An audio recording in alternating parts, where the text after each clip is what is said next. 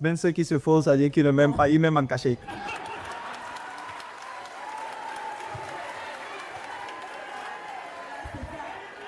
Mais aujourd'hui, on voit dans des vidéos des fans qui vous voient, des fans qui vous accostent, des fans qui font des vidéos avec vous, et tout le temps ils disent notre pasteur, notre pasteur. Qu'est-ce que vous dites? Comment vous ressentez ce mot-là, moi, quand vous appelez pasteur?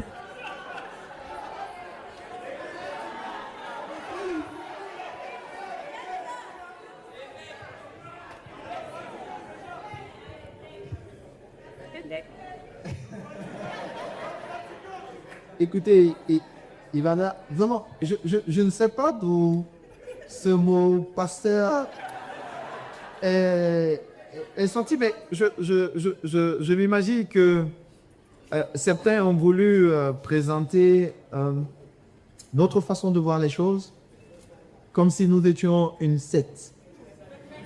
Pourquoi? Parce que nous avons des valeurs contraires à ce qu'ils croient. Je ne crois qu'en la réussite par le travail et la discipline.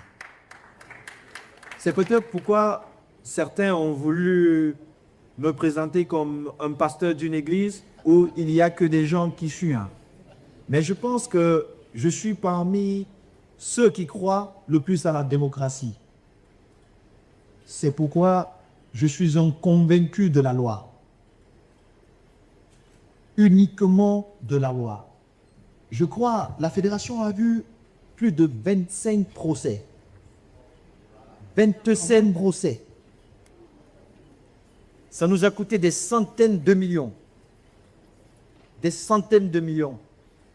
On nous a juste demandé une seule fois de rectifier une assemblée générale. Ça veut dire que nous croyons à la force de la loi. Mais pourtant, on veut se forcer de nous présenter comme des dictateurs. Est-ce que vous pouvez être dictateur et vous respecter la loi? Ce n'est pas possible. Donc, je vous souhaite pour vos affaires de toujours respecter la loi.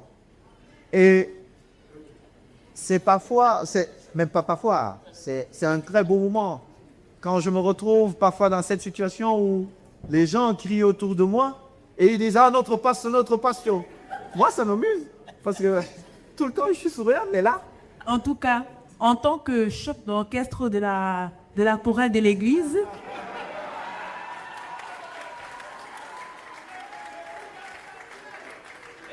comment tu gérer la pression quand tout un pays scrute tous vos faits et gestes? Écoutez, la pression, c'est une opportunité.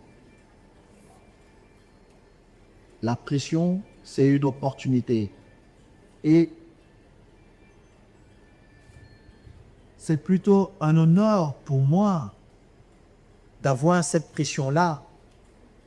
Parce que je me dis quelque part, si je réussis avec des millions de Camerounais. Alors je ne ressens pas cette pression. Vous savez, Ivana, chers frères et sœurs, à l'époque quand j'étais encore joueur, mes coéquipiers se demandaient pourquoi j'étais le garçon le plus heureux quand je rentrais dans un stade. Surtout avant le match, quand on était dans le vestiaire, j'étais toujours en train d'écouter la musique, de sourire et de lire mon Nouveau Testament, ma Bible. Toujours. Et quand je voyais ces coéquipiers stressés, ils me disaient, mais Sam, pourquoi tu le dis le nom? C'est une opportunité pour nous. Nous avons bagarré toute notre vie pour avoir l'opportunité de jouer au football. Nous avons l'opportunité aujourd'hui de montrer aux Camerounais. C'est comme quand vous êtes en période d'examen. Vous avez passé toute une année où vos professeurs vous ont dit comment vous étiez médiocre. Ou quand vous rentrez même à la maison, nous-mêmes, on vous met encore la pression, allez réviser, allez faire ceci. Vous avez une période où vous devez dire, ok, chers professeurs, chers parents, c'est moi le boss. je vais vous montrer qu'en dépit de tout ce que vous avez mis, je sais où je suis en train d'aller. C'est comme ça.